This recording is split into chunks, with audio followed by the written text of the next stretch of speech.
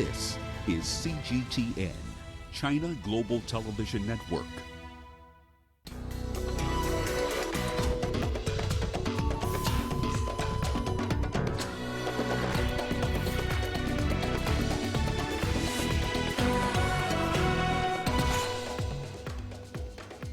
Guilty as charged. Kenyan court convicts 2 suspects accused of aiding terrorists in the 2013 Westgate mall attack. Libya's rival sides agree on the criteria of appointing people to key government positions.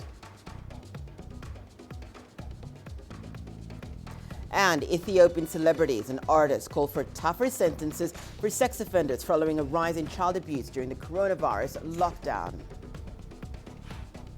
Hello and welcome. You're watching Africa Live. We're coming live from Nairobi. I'm Hannah Viviers, here with the latest in business. It's Rama. Thank you very much, Hannah. Here's what's coming up in the course of the hour. We'll explore why the IMF is still upbeat about the odds of an economic recovery, and it's extending a debt service suspension for poor countries. And labour groups in South Africa stage a one-day walkout to protest against graft, job losses, and many other issues in Africa's most industrialized economy. The details on that and plenty more coming your way in about 30 minutes. For now, the latest in current affairs with Hannah. Thank you, Rama. We'll see you in a bit.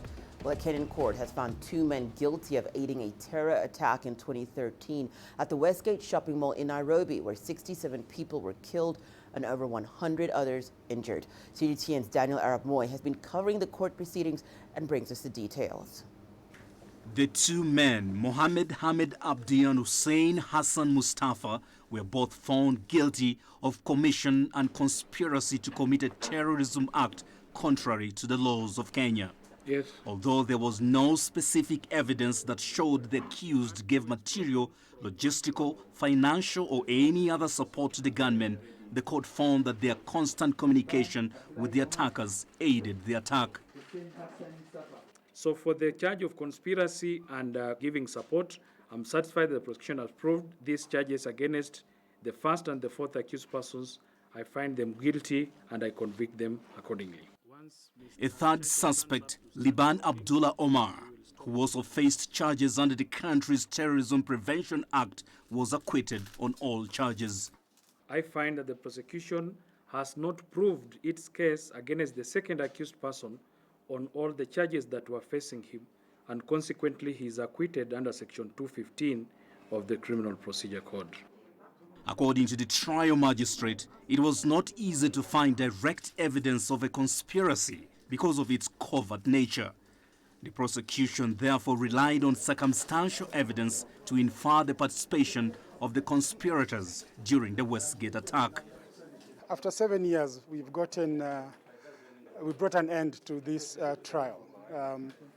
The prosecution gave their story, we presented our evidence, and we've got 2 of the accused persons convicted out of the 4.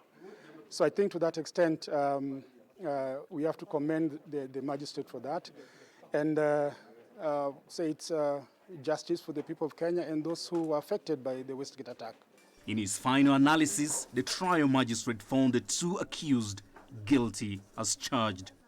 According to the evidence submitted by the prosecution, the 2 suspects were found guilty beyond reasonable doubt. Court will resume on the 22nd of October for mitigation and sentencing. Daniel Arap Moy, CGTN, Nairobi, Kenya. Well, staying in Kenya, the Al-Shabaab militant group has released 2 Cuban doctors abducted over a year ago. The 2, an orthopedic surgeon and a physician, were kidnapped in April 2019 in Kenya's northeastern town of Mandera. The militants also killed one of the medic's police bodyguards. A senior Somali intelligence official says that the doctors were released after months of negotiations between local communities and the abductors. The Al-Qaeda-linked group has vowed to retaliate against Kenya for sending peacekeeping troops to Somalia. Well, for more insights now on the Westgate verdict, we are now joined by Dr. Mustafa Ali. He's chairman of Horn International Institute for Strategic Studies. Dr. Ali is also a security expert. Doctor, thank you so much for joining us. It's been 7 years since the attack took place. Has justice been served? Yes, justice has been served. Two of the main suspects that played a supporting role in the Westgate terrorist attack have been convicted successfully, and one was acquitted today. Many of those who planned the masterminds of the attack inside Somalia have been arrested also or killed, and their networks have been disrupted. So justice has been served, but still, as is normally the case with this kind of heinous crimes, there will still be people that are still out there planning to harm innocent people, and therefore it's up to the security agencies to continue to look out and search for these people to bring those responsible to book. Doctor, some observers, though, have said that the suspects are neither the masterminds nor the actual attackers. None were ever arrested or prosecuted. What does this say about Kenya's ability to investigate and prosecute terror? Well, that's not entirely true. These guys, the attackers all died inside Westgate, and so there was nobody to prosecute, no attacker to prosecute because they perished there. Secondly, as you would know, it's very difficult to successfully prosecute most terrorist cases. Advanced nations like US and others have resorted to extra legal measures, means to, put away terrorist suspects in Guantanamo Bay and other places.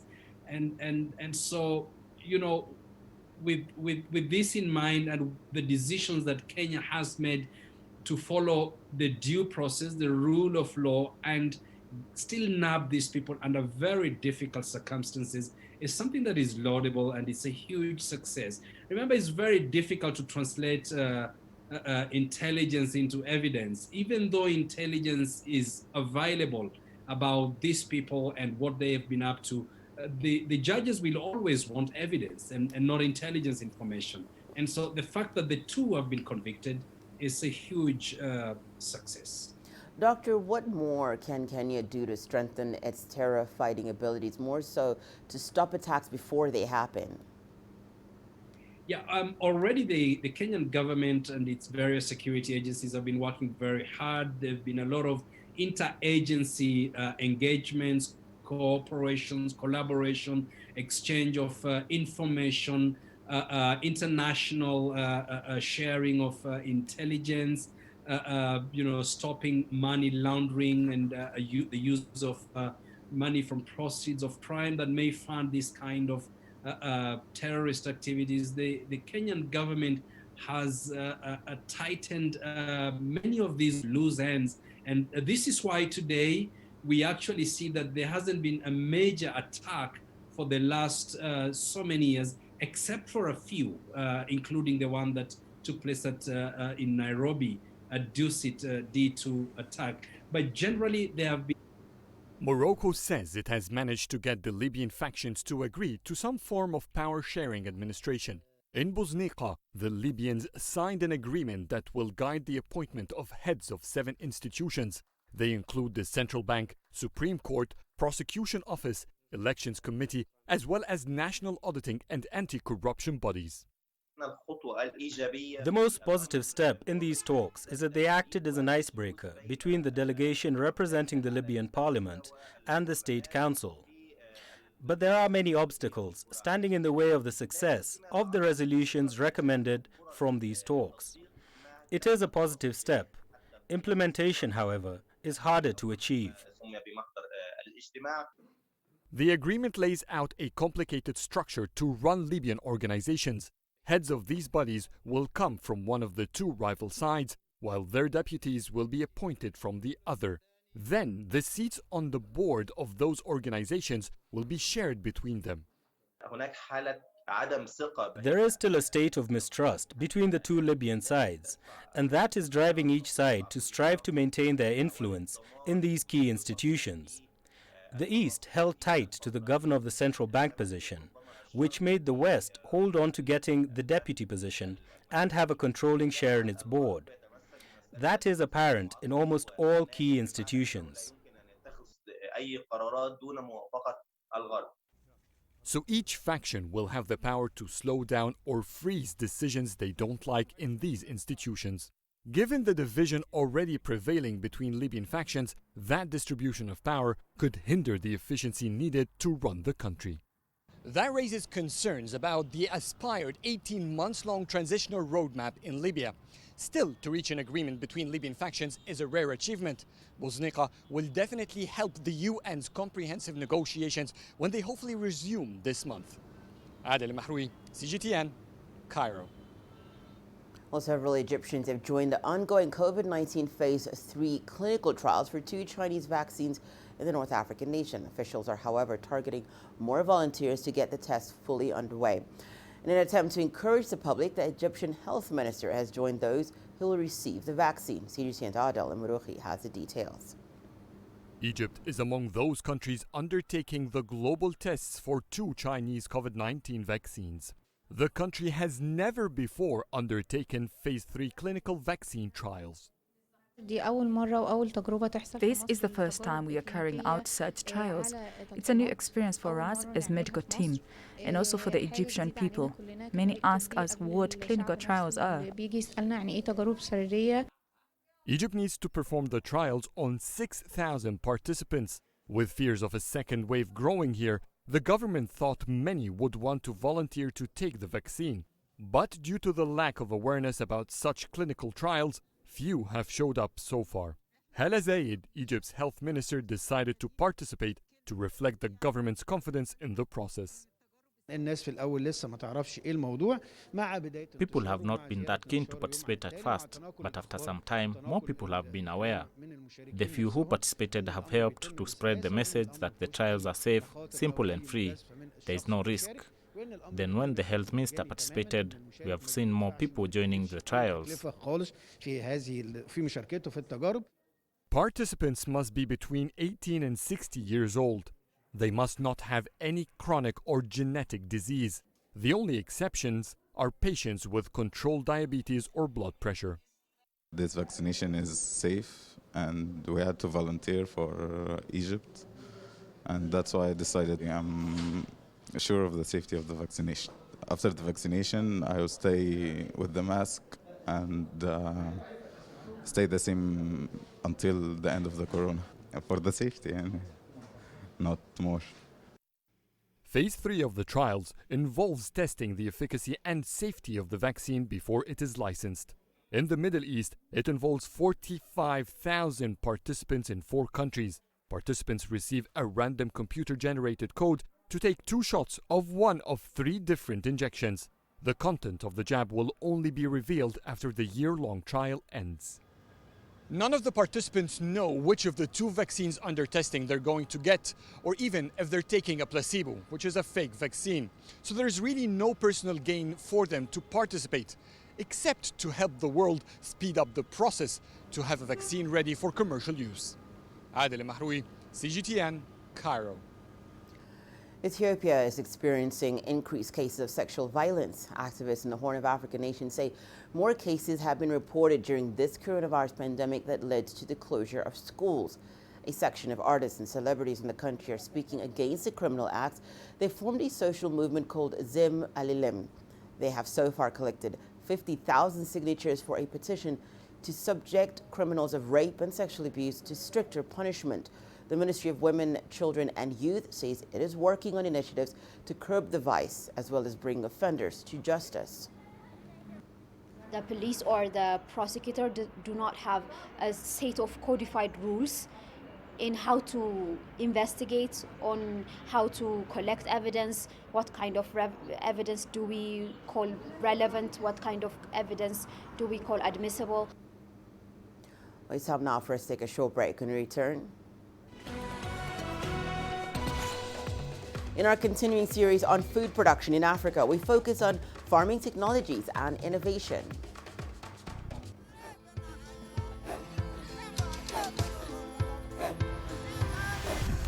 Africa is a continent of diversity, with varied climates and enchanting geography, and a people so distinct, but with a shared enduring spirit.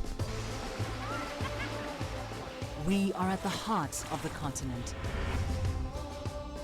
to bring you the untold stories. Let's have a look. We celebrate Africa as it shapes its own destiny. Tunis, Cairo, Juba, Johannesburg, Ethiopia, Tanzania. Africa Live. Find your voice.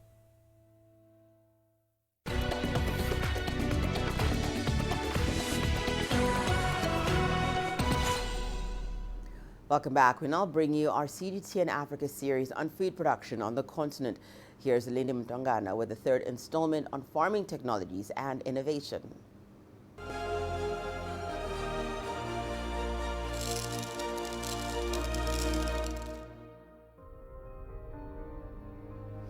We continue with our series, Food Production in Africa. There are few sectors in Africa's regional economy that have not been touched by the ongoing technological revolution on the continent. Agriculture is no exception, and new innovations are bringing more and more young people back to the land. As you can probably tell by the machinery surrounding me, today's installment is all about tech in farming. Now, as farming becomes more appealing to the continent's youth, more entrepreneurs are looking into getting into agribusiness. But this generation is doing things rather differently. I met with an aquaponics farmer in Nairobi, Kenya, who relies on fish to grow his crops. Let's take a look. Martino Kitillo is a successful farmer, but you won't see him tilling the land under the blazing sun. Instead, he starts the day by feeding fish, and Martino is not concerned with fattening up these tilapia. It's their waste he's after, an essential element to this aquaponic farm. So aquaponics is a farming technique that uses aquaculture and hydroponics to basically grow vegetables.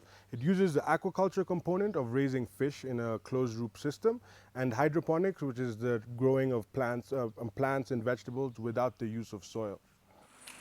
Kitillo is among an emerging group of African agripreneurs who are introducing new innovations like aquaponics to the age-old sector of farming. Kitillo's Mutiro Farms is situated on a 2-acre plot in Nairobi, Kenya, and focuses primarily on growing lettuce. One of the key advantages of aquaponics is that this type of farming is not reliant on soil. We can basically grow vegetables where we don't actually have arable soil, so be it on sand, be it where the soil is spoiled by chemical runoffs, or where there's maybe a rocky environment, or where the soil itself is not suitable for growing certain crops that would not grow well in that soil. Combined with the fact that aquaponics uses 98% less water than traditional farming and requires significantly less labor, this method can produce better crop yields. All the water they need, all the nutrients they need, everything they need is injected directly into now the roots. What that means is that the aquaponic plant's roots are not as big and as large as those in soil.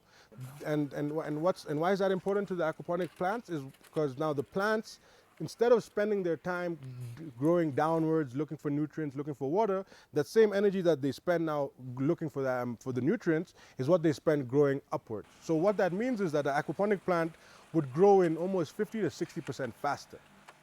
Although aquaponics requires significant capital investment, this type of farming could be crucial to Africa's food security, particularly as the effects of climate change begin to threaten traditional forms of agriculture.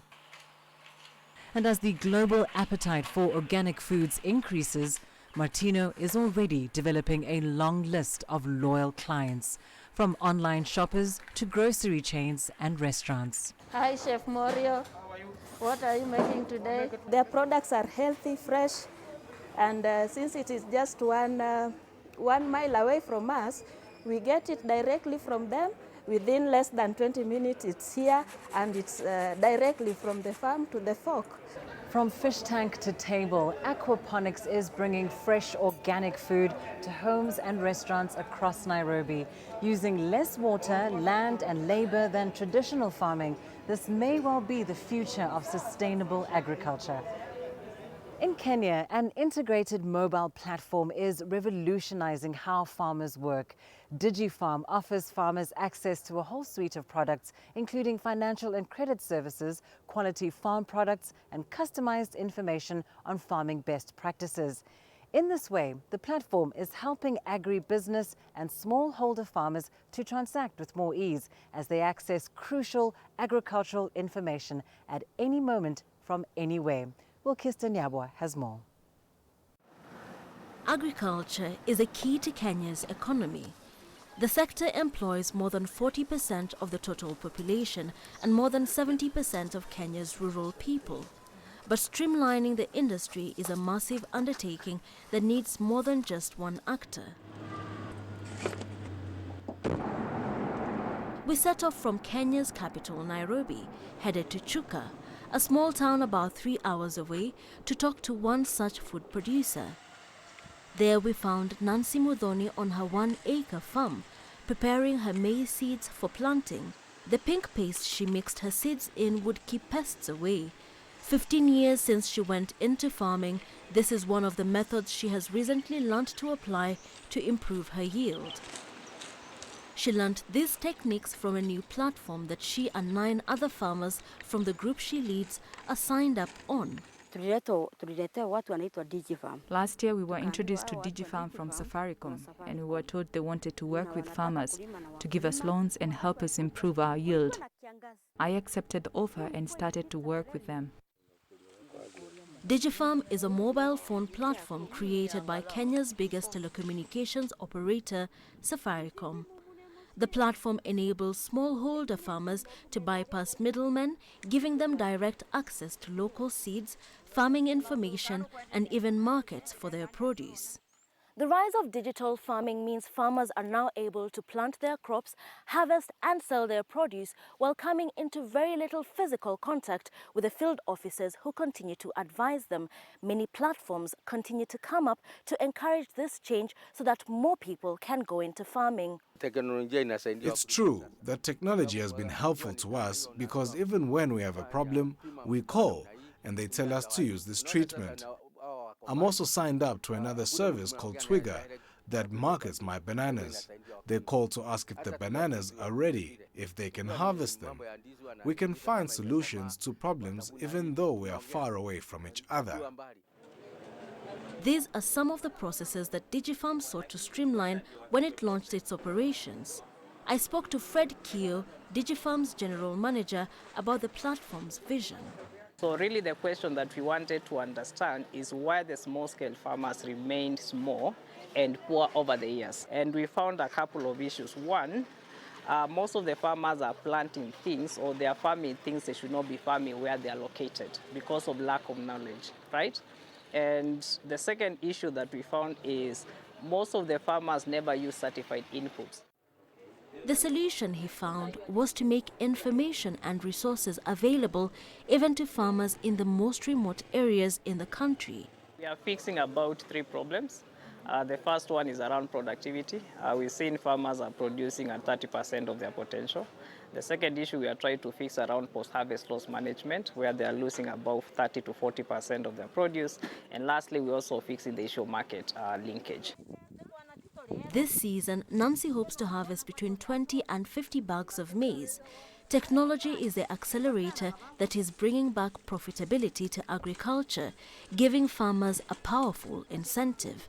And bringing more people to the farms to undertake successful farming could be the key to securing the future of Africa's food production. Wilkista Nyabwa, CGTN. Agriculture has been identified as an important industry, not only in addressing food security, but also unemployment in Africa.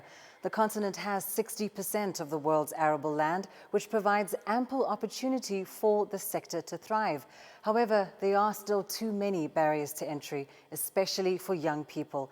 Sumitra Naidu caught up with a young farmer in South Africa who's determined to make it.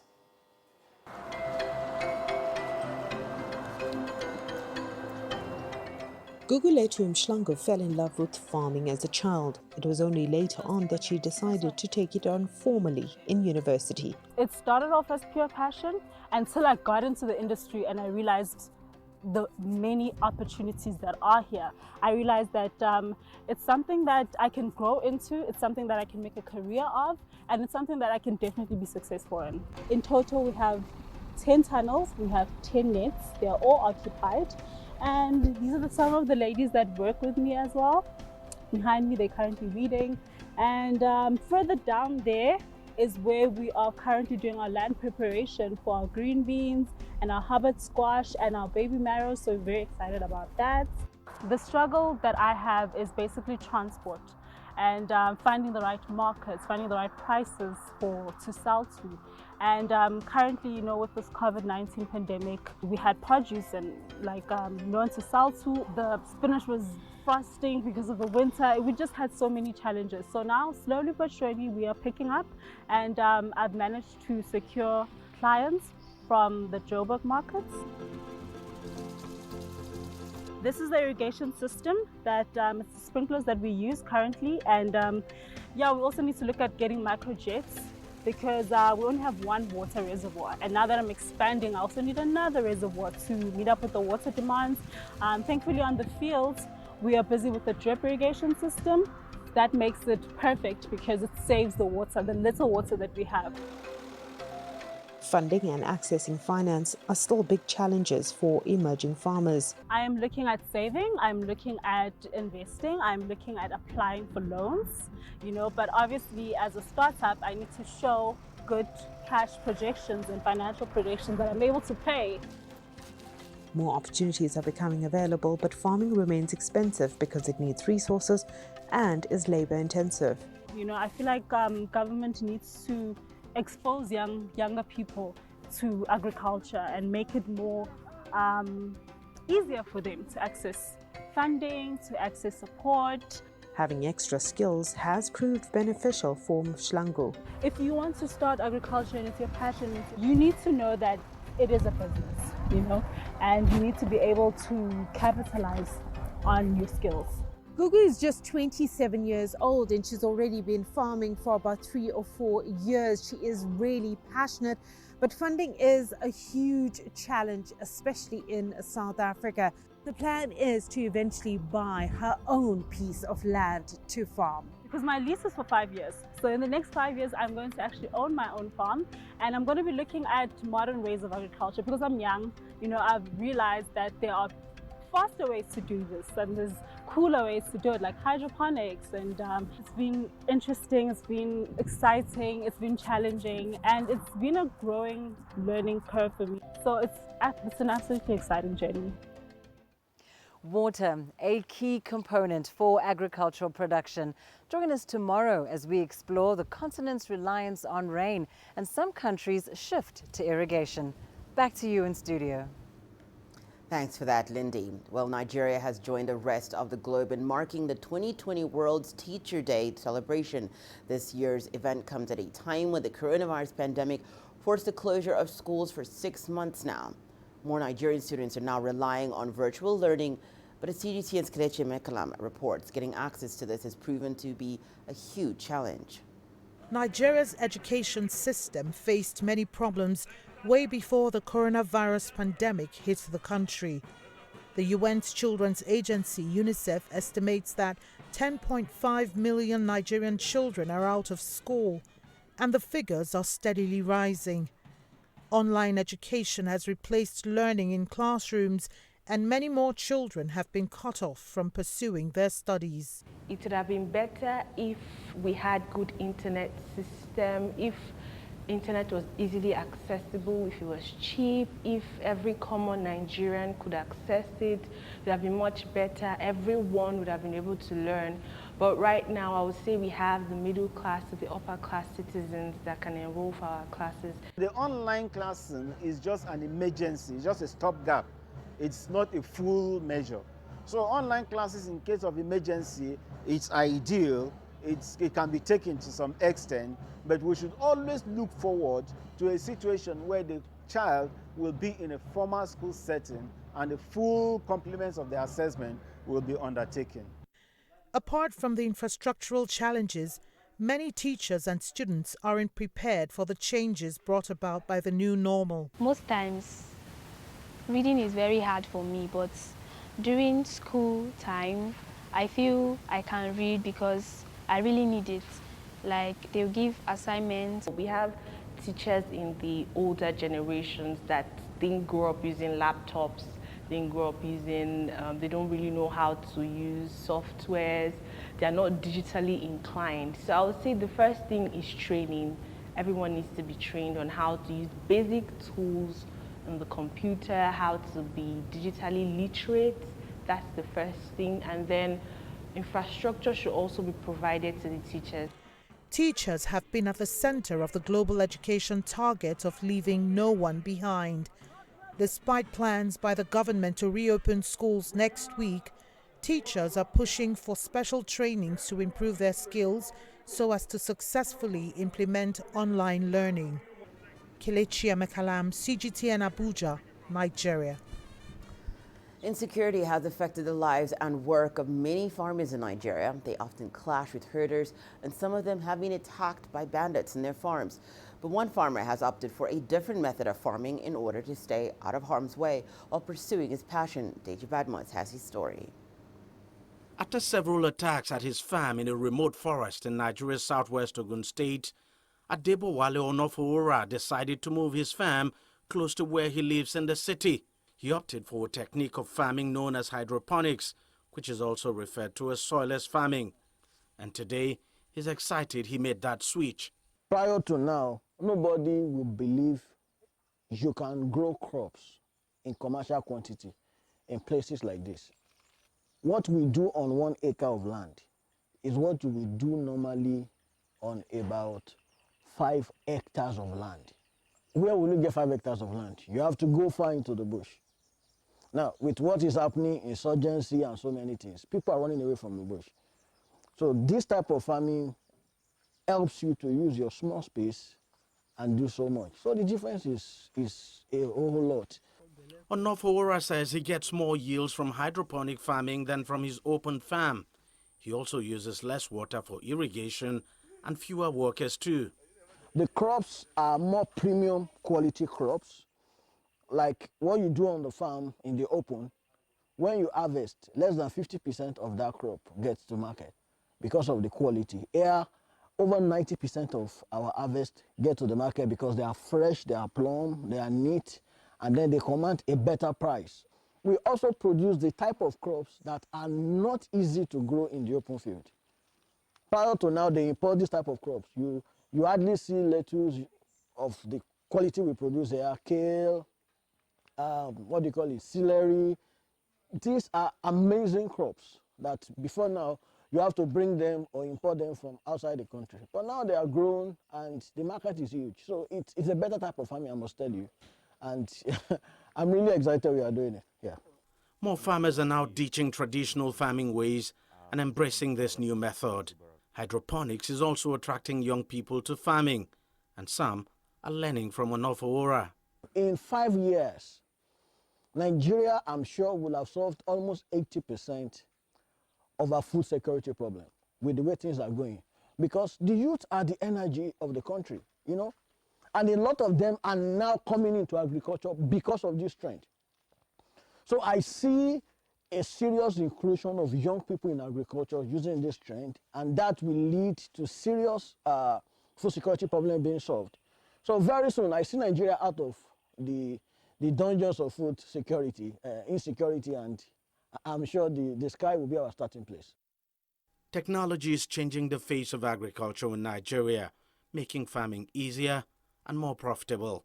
And through hydroponics, crops could be grown in and out of season. But the biggest drawback is that it requires more capital outlay than the traditional method of farming. However, for farmers like Onofowora, it's been worth the sacrifice and investments. Deji Badmos, CGTN, Ogun State, Southwest Nigeria. Some great developments happening in the agri sector here on the continent. Well, for more news that's making headlines, here is Rava. Thank you very much, Hannah. Here's what's coming up in business. We'll explore why the IMF is upbeat about the odds of an economic recovery and it's extending debt service suspension for poorer countries. And labour groups in South Africa have staged a one-day strike to protest graft, job losses and plenty more.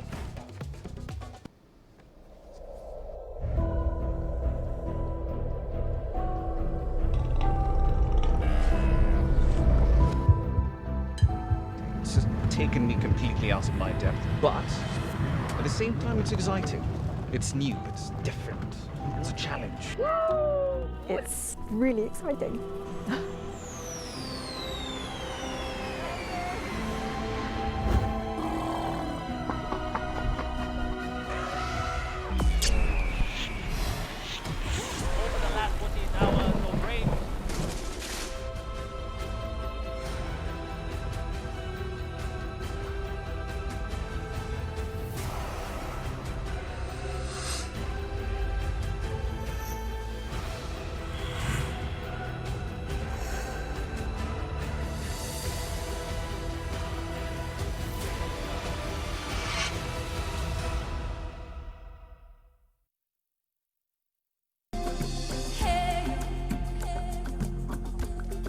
Accra is my kind of city. That's because when I'm here, I feel like I'm back home in Lagos or Abidjan, which are two of the major cities I grew up in.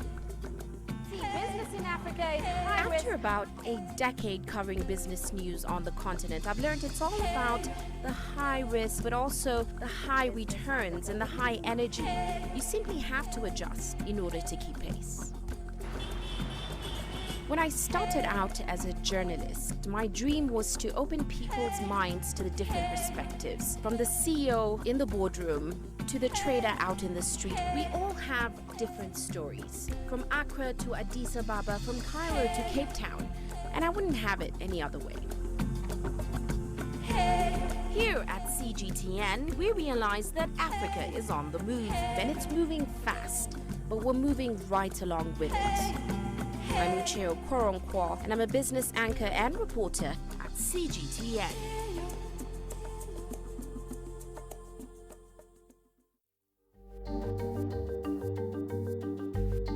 Africa Live. Find your voice.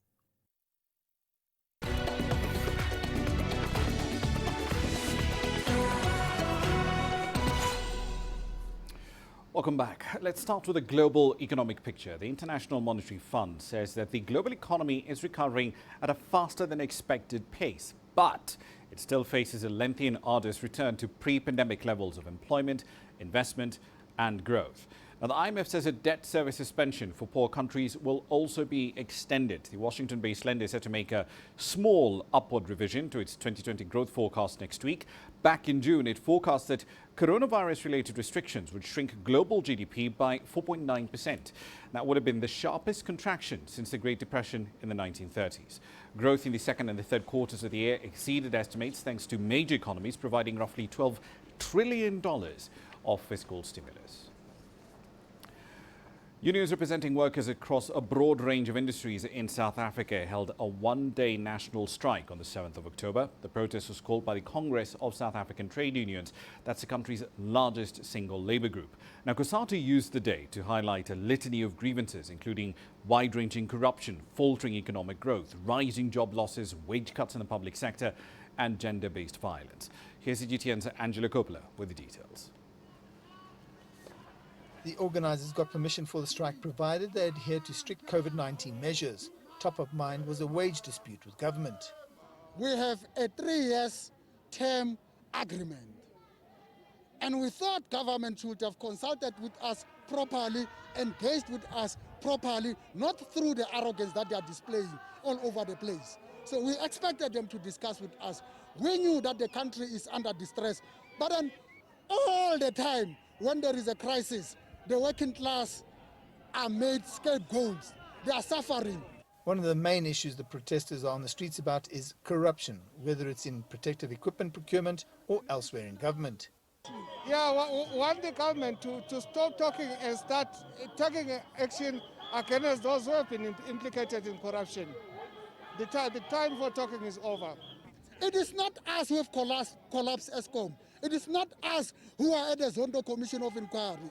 It is not us. It is those who are in government who are at the Zondo Commission. The Union Federation members have had enough. They want action taken or there will be consequences, they say. Workers have got nothing to lose but their chains. All what we are going to say, this is an ultimatum. You do this or this is what is coming to you. Go into the elections. COVID has changed the way that people are protesting, but it doesn't mean that the issues aren't as relevant as they were before. I'm Angelo Coppola for CGTN in Braamfontein, South Africa. Now, Egypt's foreign debt load has declined for the first time in over 4 years. The latest government data shows that external debt in the North African nation fell in the first quarter of the year by 1.2%. That same report also shows that the ratio of short-term debt to total external debt decreased to 9.3% in the same period. From Cairo, here's CGTN's Yasser Hakim. Egypt's foreign debt has nearly doubled since 2016. Most of it has been used to fund aggressive economic reforms. It includes mega infrastructure projects, upgrading health and educational services, as well as launching multiple social welfare programs for the poor. But this year has seen Cairo successfully reverse its external debt curve, declining for the first time in 4.5 years. The central bank figures show the external debt has dropped by $1.4 billion. It's an important indication about economic reforms and that income exceeds expenses. The central bank had said foreign debt is about 31% of GDP and is in the safe zone. The best indication for the safe zone is whether the country can pay its dues to loanees on time, and Egypt has always paid on time even during critical economic hardships. It has not missed any installment. The Egyptian Central Bank announced this week it has repaid $20 billion in installments to creditors in only the first quarter of 2020. These are mainly short-term loans. But lately, the government has changed its strategy when selling bonds and treasury bills. The government indeed has reverted to a strategy of borrowing on long-term repayment plans rather than short-term ones.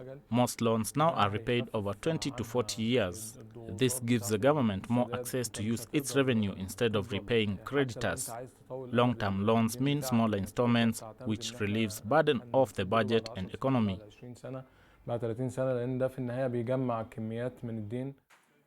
Last year, the state announced plans to reduce borrowing and instead concentrate on increasing sources of revenue. But the outbreak of the novel coronavirus has halted these efforts for now. More borrowing is expected in order to sustain the economy against the downturn caused by the pandemic. Yasser Hakim for CGTN, Cairo. Tunisia's central bank has cut the policy rate by 50 basis points to 6.25% just last week in order to stimulate investment and also counter faltering economic growth. Total output in Tunisia's tourism-dependent economy contracted by over 20% in the second quarter due to restrictions imposed to deal with the COVID-19 pandemic. CGTN's Arin Chouachi has this update from Tunis. The board of directors of the Central Bank of Tunisia explained that it deemed it necessary to continue to strengthen monetary support for the emerging economic recovery by deciding to lower its key interest rate by 50 basis points to 6.25% for the main refinancing operations, 5.25% for the overnight deposit facility, and 7.25% for the marginal lending facility. This decision should support the easing of monetary policy adopted since the outbreak of the pandemic and also lighten the financial burden of loans granted to businesses and households, helping them preserve their solvency. That is the ability of a company to meet its long-term debts and financial obligations and thus contribute to financial stability. Experts argue that the lowering of the benchmark rate should support domestic demand, with prospects of a recovery in consumer demand, but risks still remain. The current economic and social crisis has pushed Tunisian households to reduce consumption. That's how family savings have increased in 2020. If the situation improves, then domestic demand will follow. However, a second wave of the pandemic could paralyze consumption, and the central bank will have to intervene once again. Members of the Finance Commission at the House of the People's Representatives said that the central bank's outstanding medium and long-term loans granted to businesses continued on an almost generalized gradual upward trend. The coronavirus crisis hit hard the Tunisian and the global economy. Small and medium-sized enterprises suffered considerably. The central bank's recent move will help create favorable conditions for businesses and revive investment so as to restore the pace of economic activity. According to the latest data released by the Central Bank of Tunisia, there was a generalized recovery in loans to individuals. The bank recorded 3.4% in the year ended July 2020, the highest level since February 2019. The Executive Board of the Central Bank of Tunisia reaffirmed its determination to continue to take the necessary measures in light of financial and economic developments. Experts assert that this period will be marked by the negative impact of the second wave of the pandemic on the country's economy. Adnan Shawishi, CGTN, Tunis. One last story for you in this segment. Global trade is showing signs of recovery, and the WTO has actually revised its trade forecast for 2020 higher. Now, in its latest report, the WTO is forecasting a 9.2% decline in the volume of global merchandise trade in 2020, followed by 7.2% year-on-year rise in 2021. Now, to be clear, this is a lot better than the last estimate of a decline of anywhere between 13 and 32% at the start of the COVID-19 pandemic. The WTO says it saw strong trade performance in June and July when pandemic restrictions were eased around the world as a reason for the change in the forecast. It, however, says more negative outcomes are possible if there's a surge in COVID-19 infections in the final quarter of the year. Global exports of personal protective equipment were up 49% in the first 6 months of the year, and we've estimated trade at $98 billion. And at the peak of the pandemic, China exported almost 44% of all PPE, which essentially they are face masks. Risks to the forecast are considered to be predominantly on the downside. A resurgence of COVID-19 requiring new lockdowns could reduce global GDP growth by 2 to 3 percentage points and shave up to 4 percentage points off of merchandise trade growth in 2021. On the other hand, there is some limited upside potential if effective vaccines or other medical treatments can be made available in short order. And I'll leave it there for the time being. I'll be back at the top of the hour, though. We'll be exploring a somewhat interesting question. Why is it that Kenya is so conducive for money laundering and tax evasion, especially compared to her peers across Africa? I'll have some answers for you at 1800 GMT. See you then. For now, on to the sport with Hannah. Thank you so much, Rama. Let's take a look at what's coming up in sport. Football set to officially return in Kenya as Harambee Stars prepare to host Zambia.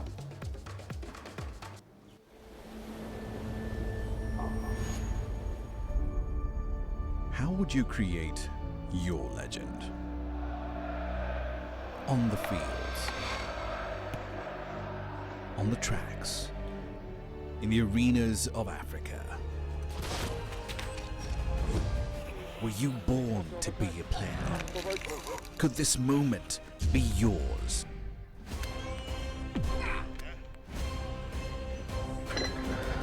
Sports Scene. Find your game.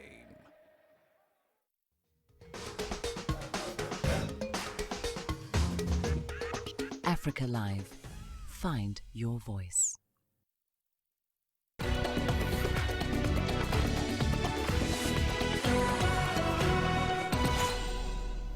Time now for your sport news. Kenya is finally set for a return to football as the national team prepares to host Zambia on the 9th of October at the Nyayo Stadium in Nairobi. This will be the 38th meeting between the two nations. The Harambee Stars were finally allowed to host at Chipolopolo, and the current international break after the Kenyan government gave the all-clear to the Football Kenya Federation to host a friendly, but under strict COVID-19 guidelines issued by the Ministry of Health. Kenya's head coach, Francis Kimanzi, had named a provisional squad of 34 players for the friendly. but only 22 players were available, with most professionals led by captain Victor Wanyama of Montreal Impact and striker Michael Olunga of Kashiwa Racehall, set to meet the friendly that will be played at the newly refurbished Nyayo Stadium. Kenya's record against the Kasafa nation has been poor, as it only registered 6 wins and 7 draws from the previous 37 matches. They are a tough opposition, because I remember last time we played them in Nyayo Stadium, they gave us a hard time. That's why we're training very hard to capitalize on what we made wrong that side, then to make it perfect on Friday.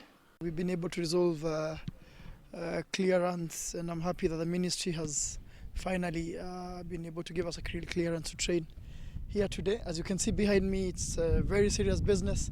For the first time, we are back in many months, and this is a big job because we need to get the players fit and ready. Meanwhile,